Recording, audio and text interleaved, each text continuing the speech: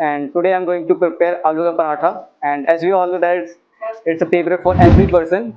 So firstly, we will take 1 kg tomatoes, potatoes, because we all are emaciated and thin and weak. And we will put these potatoes into the pressure cooker, and we will also take a water into that pressure cooker, and then we will light the gas, and then we will put that pressure cooker on the on the gas.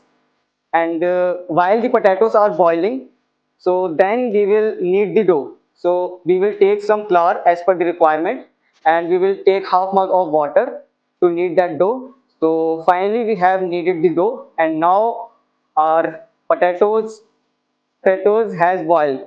So now we will take that potatoes out from that pressure cooker. So now we will peel that potatoes.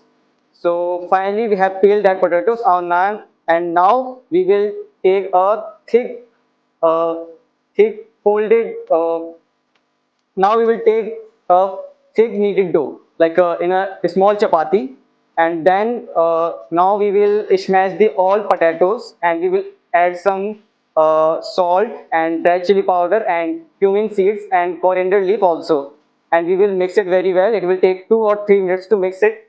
And now, as I said that we have taken a one small chapati, and it's a very thick, and we will put some smashed potato on that, and now we will cover that smashed potato by the help of kneaded dough, and now we will roll that chapati. Now we will give a very good shape, and now we will light the gas, and we will put a disc on that, and now we will put that aloo ka paratha on that, and now we will rub some oil on that aloo ka paratha, and we will wait for 2 or 3 minutes. Then it will not give a some black dots, and this procedure will same on the other side of that aloo ka paratha.